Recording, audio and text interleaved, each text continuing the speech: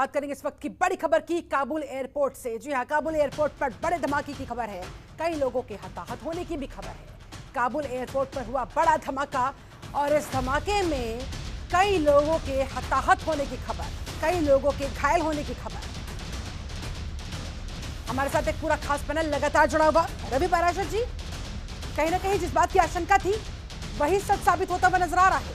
Kabul airport पर हुआ है बड़ा धमाका, कई सारे लोग हताहत हो गए, अफरा तफरी का माहौल रहा इस समय। अमेरिका, ब्रिटेन और ऑस्ट्रेलिया की तरफ से ये चेतावनी लगातार आ रही थी कल से ही कि लोग वहाँ सावधान रहें, कोई हमला काबुल एयरपोर्ट पर हो सकता है। तो वो आशंका मुझे लगता है कि उनकी सही साबित हुई है अभी, क्योंकि ये तत्काल की खबर है। तो कितना नुकसान हुआ है धमाके की, अमेरिकी रक्षा मंत्रालय ने इस ब्लास्ट की पुष्टि की है। हाँ, तो अभी नुकसान कितना हुआ है, क्या इसके सीधे कारण रहे हैं, कोई तीसरा फैक्टर भी है क्या, तालिबान और अफगानी लोगों या जो लोग और देशों के वहाँ पर हैं उनके अलावा कोई तीसरा फैक्टर भी कोई सक्रिय होता हुआ नजर आ रहा है क्या, ये जानना बहुत दिलचस्प रहेगा। देखिए, जो हम लोग ब्रेक में जाने से पहले बात कर रहे थे पाकिस्तान और अपने जम्मू कश्मीर, तो पाकिस्तान अशोक जी ने बहुत सही बात कही कि उसको थोड़ा सा और छील दिया जाए, तराश दिया जाए। तो देखिए, पाकिस्तान तो बहुत दिनों से जम्मू कश्मीर में अस्थिरता फैलाने का प्रयास लगातार कर ही रहा है, इसमें कोई शक किसी को है नहीं। न भारत को है, न विश्व बिरादरी को है। और पाकिस्तान तो अपनी स्थिति जानता ही है। लेकिन अब जो डेवलपमेंट पाकिस्तान के ठीक बगल में हुआ है और तीन वीटो पावर्स सीधे सीधे इन्वॉल्व्ड इस पूरे कूटनीतिक रणनीतिक घटनाक्रम में है, ऐसे में पाकिस्तान को जो हिंदुस्तान से अलग होकर बना है, जिसकी जड़ें हिंदुस्तान में है, उसको भारत के माइथोलॉजिकल जो चीज़ें हैं उनकी तरफ ध्यान रखना चाहिए। और एक भस्मासुर का मिथ हमारे यहाँ है, उसको यह ज़रूर याद रखना चाहिए कि कई बार ऐसी परिस्थितियाँ उत्पन्न हो सकती हैं कि आप जिसको पालते पोसते हैं दूसरों को साधने के लिए और नेगेटिवली डील करने के लिए, कई बार वो चीज़ें खुद के भी पीछे पड़ जाती हैं भस्मासुर के तौर पर, फिर जान बचा के भागना पड़ता है।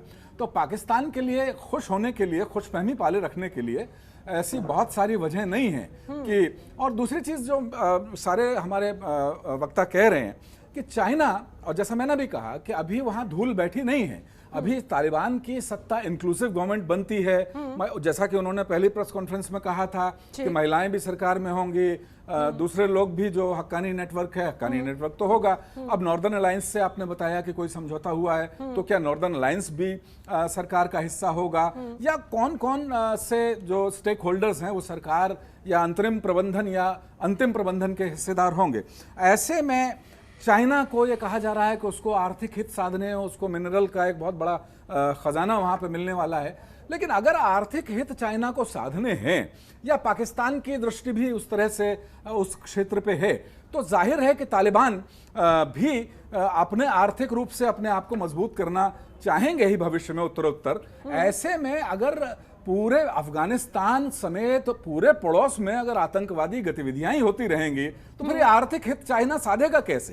तो कहीं ना कहीं मुझे लगता है कि एक पॉलिटिकल स्टेबिलिटी और एक डिप्लोमेटिक स्टेबिलिटी लानी ही पड़ेगी अगर तालिबान का ये रजीम बहुत ज्यादा दिनों तक अफगानिस्तान में कुछ करते रहना चाहता है। तो ठीक है, अनुमा जी, आप इस पर कितनी सहमत?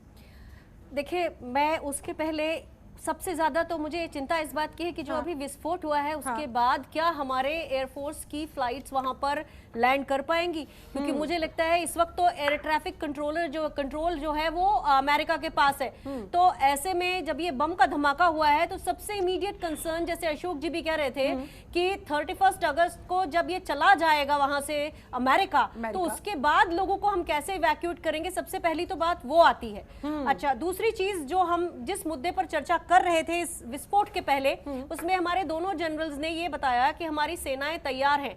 तो हमारे सेना के शौर्य के बारे में तो ये पहलू तो हम सब जानते हैं, वाकिफ हैं, और हम ये भी जानते हैं कि हमारी सेना प्रोएक्टिव है, जांबाज है। लेकिन 1990 के दशक में सेना ने कश्मीर में कुछ पुल बनाए थे, कुछ अलग अलग सेल्फ हेल्प ग्रुप्स बनाए थे जहां पे ट्रेनिंग दी थी, टेलरिंग की ट्रेनिंग दी थी, हॉस्पिटल्स बनाए थे। तो मैं समझती हूँ कश्मीर को वल्नरेबिलिटी से बचाने के लिए सेना एक बार फिर उस रोल में भी आए जिससे लोगों का और भी भरोसा अपनी सेना पर हो, और अगर कोई तालिबानी या पाकिस्तान के थ्रू कोई इन्फिल्ट्रेशन हो तो हमें सबसे पहले उसकी सूचना मिले। ये बहुत जरूरी होगा। आर्य माथुर साहब, और सबसे इंपॉर्टेंट बात इस समय यही है कि 31 अगस्त के पहले हम अपने लोगों को कैसे इवैक्यूएट करें, पर हमारी फ्लाइट्स अब कैसे लैंड होंगी वो भी एक बहुत बड़ा सवाल है। खबरों के निष्पक्ष विश्लेषण के लिए सब्सक्राइब करें Janatantra TV and press the bell icon. Never miss any update.